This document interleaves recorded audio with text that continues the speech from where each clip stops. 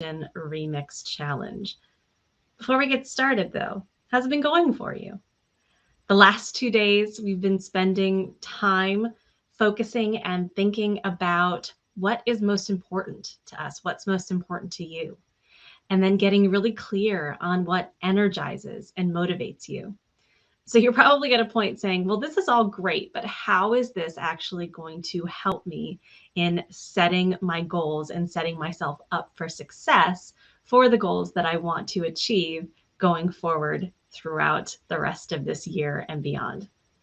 Well, that's what day 3 is for.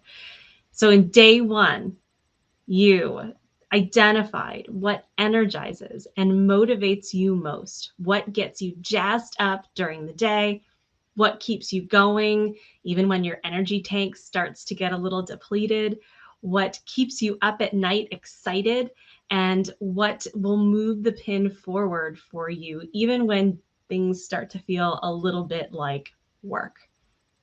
So that was day 1. How did it go? I'm hoping it went pretty well. I saw a couple great comments in the challenge group, so I'm hoping that it's going well for you. And then on day 2, yesterday, we said, okay, now that you've noted what energizes and what motivates you, the next thing is identifying what your top 4 priorities are in your life for you holistically. I talked about the example of a general manager at a very well-regarded and well-appointed hotel here in Phoenix, Arizona, and how he has his top 4 priorities that represent who he is and how he shows up within his life, within his work, and everywhere in between. And those priorities were not the traditional priorities you would think of from a general manager, the guy in charge of a very well-appointed 5-diamond hotel resort here in the Phoenix area. All right, so that was day 1 and day 2. Day 1, what energizes and motivates you? Day 2, what are your top 4 priorities in your life? What are the top 4 areas and elements of your life that are most important to you in all aspects of who you are, what you do, how you interact, and so on?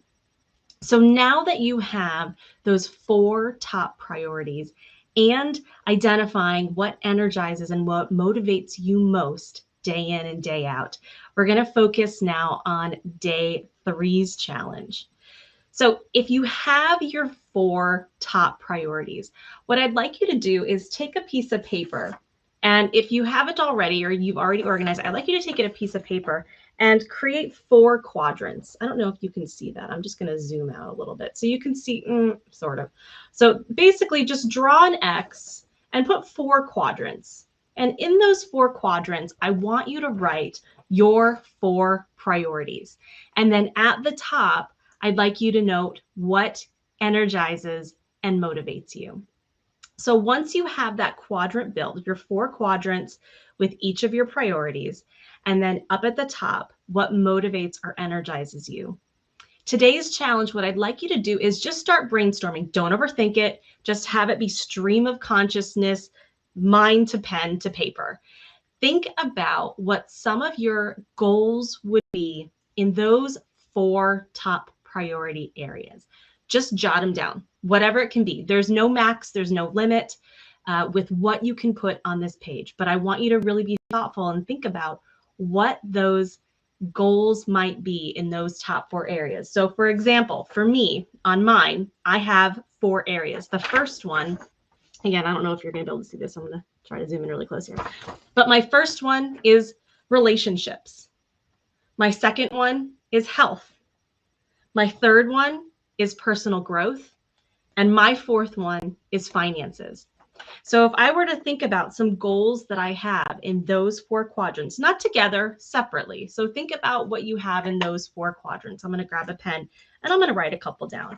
So for me, relationships, my goal would probably be a more present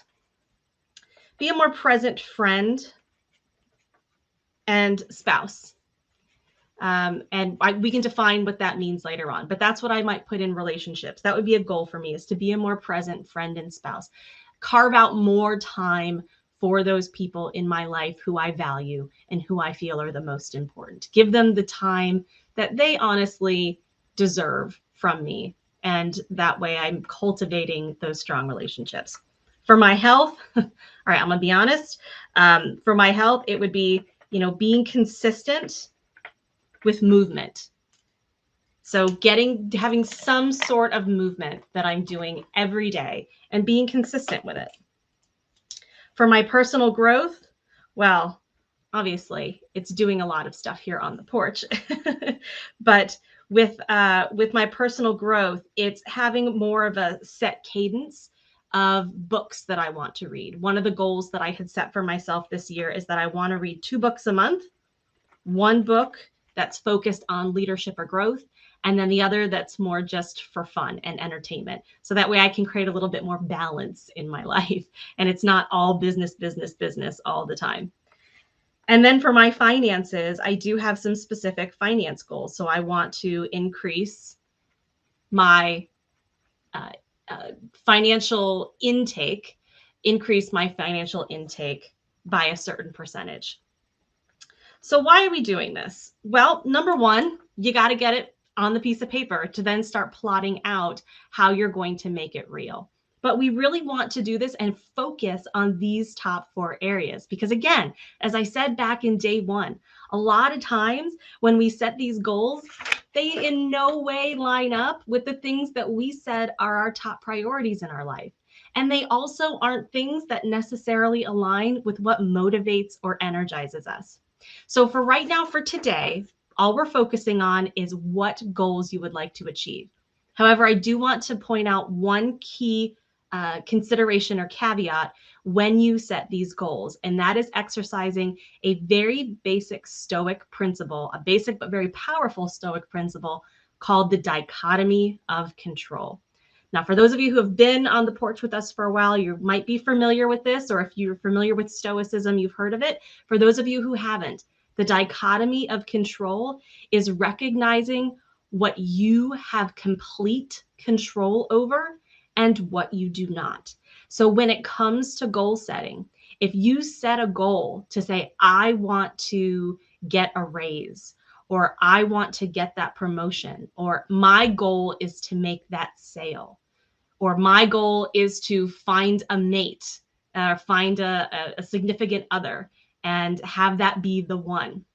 The reality is, for all of those different examples, while those are wonderfully well-intended goals, the reality is that you in no way can control that outcome. In some ways, you're setting yourself up for potential disappointment and failure because you do not hold the reins entirely in order to make that goal real. What do I mean by that? Well, if you think about something, say, like getting a raise, well, you can certainly try to ask for a raise. You could put together the best pitch presentation to your boss and say, here's all the reasons why I deserve a raise. The truth is that decision ultimately lies with your boss, not you. You cannot control whether or not you get the raise. What you can control is the effort that you put into that, making sure that you have put all the steps in place in order to hopefully get them to nod their head and say yes. But you cannot control whether or not you get that raise. You can control how you show up to work, your attitude, your skill set, the knowledge and experience that you have, but you cannot control that final piece of the puzzle. So when you are setting these goals, make sure that these goals are ones that the outcome where you would consider checking the box of achieving that goal, that outcome is 100% within your complete control. Or if it's not, take a moment and note what of that goal you cannot control. Be very clear about that, because that way you can ensure that you are continually making progress. You're moving forward intentionally, but you're not hanging the achievement on someone else. You want to make sure that it's focused on you.